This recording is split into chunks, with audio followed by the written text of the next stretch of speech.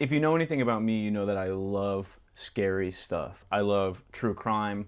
I love watching documentaries on dark things. So with that being said, I'm going to be starting a new series called A Darker World, and this is the first episode of that. The story that we're going to talk about today is really, really rough. It has scared me since I was young, and it actually pretty much since it came out, and I heard it on Oprah, of all places. So the story that we're telling today is it's gruesome. It's a horrific story. So with that being said, in order for me to start this story, we need to tell a little bit of backstory. Charlotte Nash was a single mother living in Stamford, Connecticut, and was best friends with a woman named Sandra. Sandra had a pet chimpanzee named Travis. At the time of the incident, Travis was 14 years old and 200 pounds.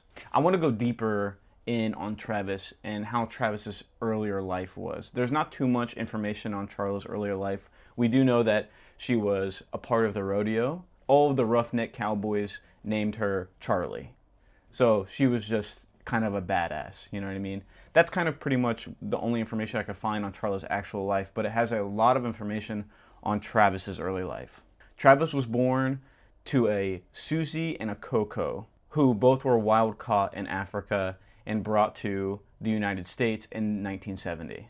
Sadly, Susie would eventually be shot and killed as an escaped chimp from the zoo in 2001.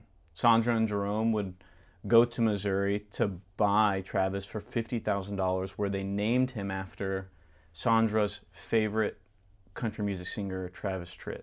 Sandra and Jerome raised Travis like he was just a part of their family, like he was a dog or a cat, just a regular household companion. They also owned a tow truck company, so Travis actually would meet and greet the police officers on the scenes to be able to tow cars away. Not only did he become Sandra's pet, but he kind of became known in the town as the chimpanzee, you know, the man, right? As a chimp, he actually appeared in several television shows as well as doing commercials for big name companies like Pepsi. Though that has been like disputed over the years of whether or not he actually did do those movies or commercials or if it was the same chimp. Travis had been socialized since his birth, even the neighbor accounting to the fact that he would wrestle with Travis and Travis knew when to stop. He also always kept an ear out for Sandra if they were playing a little bit too rough, and he listened better than the guy would say listened better than his nephews.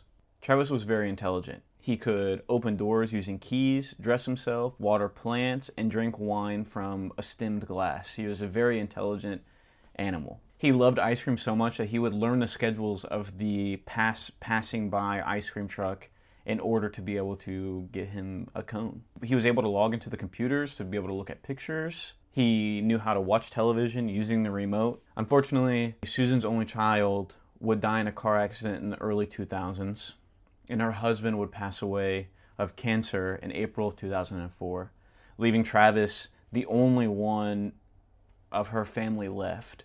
She would sleep and bathe with him every night until his death in 2009, and she pampered him like he was a baby. He was her son. On October 19th of 2003, there would be an incident involving Travis because a pedestrian had threw an empty bottle through the partially cracked window of the car, striking Travis in the head. Travis would then unbuckle his seatbelt and get out of the car as they were sitting at a red light and started chasing the man that had thrown the bottle at him. When police arrived, they helped Sandra get Travis back into the car, where Travis would continuously try to get out of the car over and over and over again. Not too sure if that was because he was mad that the guy had thrown the bottle or he just wanted to get out of the car. The 2003 incident led to the city of Connecticut passing a law prohibiting the ownership of any kind of primate over 50 pounds. They did not take Travis away from Sandra and Jerome. She had had him for so long that it was almost like he was grandfathered in. They also believed that he was no sort of public safety risk. Charla and Sandra had known each other for a very long time, almost 30 years. And Charla had gone over and on multiple occasions fed Travis, taken care of Travis, and it was only when Sandra wasn't able to make it home or she was running late and wasn't able to feed Travis that Charla would come over and kind of help out. So Charla was no stranger to Travis, but she does say that she was always very afraid of Travis and what Travis could do. So that brings us to February 16th, 2009, the day of the attack. Sandra is at home with Travis. Travis grabs the car keys and walks out the front door as he's able to open doors by himself. Sandra cannot get Travis back in the house, so she calls Charla. And she asks Charla if she'll come over and help wrangle Travis back into the home. Charla says yes. She gets in her car and she drives to Sandra's. When she gets to Sandra's, she picks up a Tickle Me Elmo toy, which was Travis's favorite toy. And it sent Travis into a rage, a fury. And Travis started attacking Charla. What didn't come out until later was Travis had also been given a herbal tea that was laced with Xanax to try to calm him down a little bit, as well as being on medication to treat Lyme disease. So his body was pumped full of drugs while he's attacking this woman. While Travis is attacking Charla, Sandra is trying to get Travis off of her by any means necessary. Sandra attempted to beat Travis in the head with a shovel, as well as stab him with a butcher knife to get him off of Charla, but to no avail.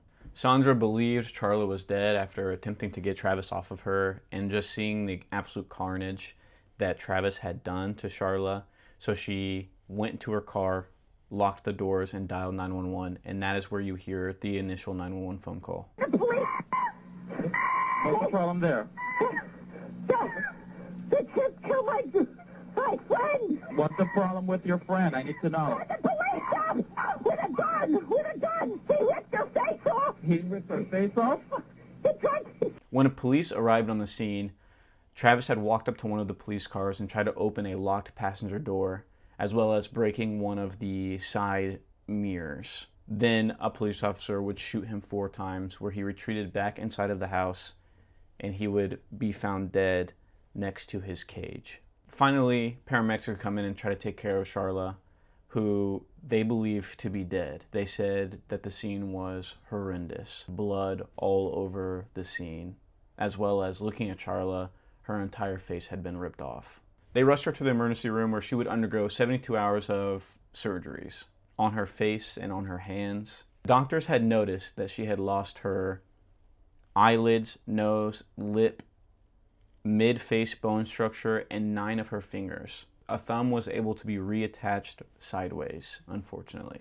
Doctors had to remove hair out of her jawbone, as well as some of Travis's teeth that had gotten stuck in the upper part of her jaw. They would end up removing all of those things from her face and reattaching her jaw, but it would be announced on April 7th of 2009 that she would be blind for the rest of her life due to a disease that she actually contracted from Travis himself. Her injuries made it possible for her to be able to receive an experimental face transplant, and she would reveal her face before the transplant on the Oprah Winfrey Show, which, if we can take a side note really fast, it is absolutely unbelievable to me that she had to hire security to stand outside of the hospital because she didn't want people to take pictures of her face, and people were constantly trying to get into the hospital to take pictures of her face when she did not want that at all.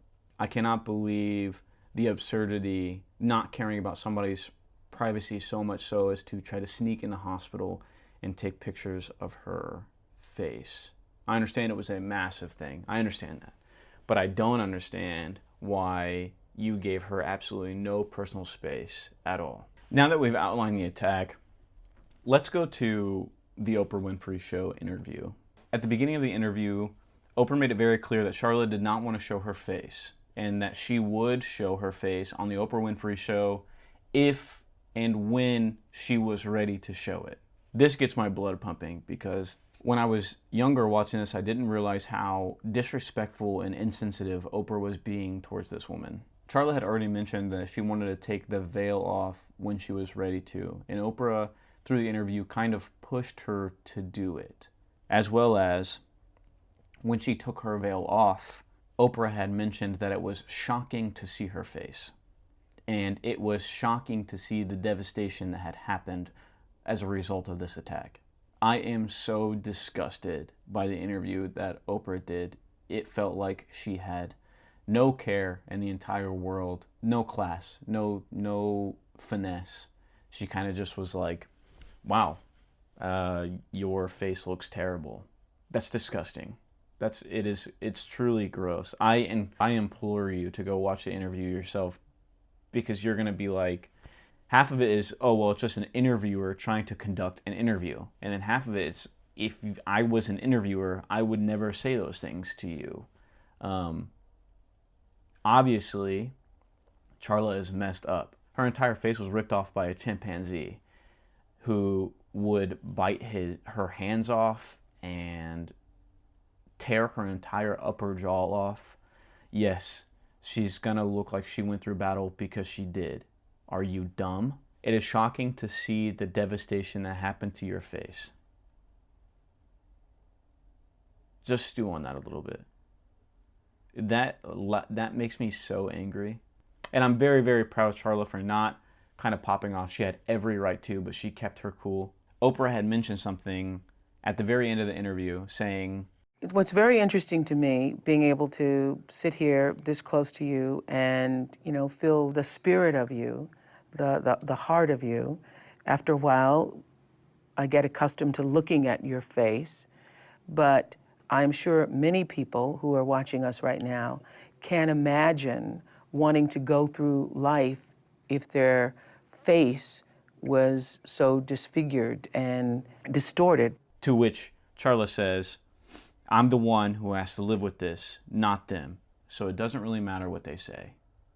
Which is the best thing that you could have came back. I felt like maybe that was even a little bit of a diss towards Oprah as well. The extent of her injuries when she actually was at the hospital was her face being completely gone. Her entire upper jaw was ripped off. Her nose was only attached by a little piece of skin. She had hair and chimpanzee hair and chimpanzee teeth implanted in the top part of her jaw structure. And when she was at the hospital, she was still awake and conscious. And doctors could not believe that she was still conscious going through the traumatic experience that she did. Charla would say that she doesn't remember anything about the attack and that she does not want to remember anything about the attack. And doctors asking her, if you ever do remember something, please just tell us, because we'll be able to give you something that might be able to help ease that for you a little bit, because I wouldn't want to remember that either. After the Oprah Winfrey show, she would have a face and hand transplant. It would only last about 5 days, as she would catch a sickness and they would have to undo what they did with her hands. But her face did stay and it healed out good. Charla Nash spends her days now being an activist for not being able to own exotic animals. I am Charla Nash. I'm here today to make sure that what happened to me never happens to anyone else ever again. What an incredibly terrifying, horrifying, sad story. And I feel terrible for what she had to go through. Charla's family would send a lawsuit to the estate of Sandra's for $50 million. But all of her assets were only worth $10 million. And Charla and Sandra would eventually settle outside of court for an estimated $4 million. This is just a terrible story. And this is not one that you can feel good talking about and kind of just moving on from. So let me know what you think. Comment down below. That's it for this video. I hope you guys enjoyed. If you want to see more things like this, please just leave a comment. Let me know, and I'll keep posting, making videos like this. But other than that, I appreciate you, and I'll see you in the next one. Later.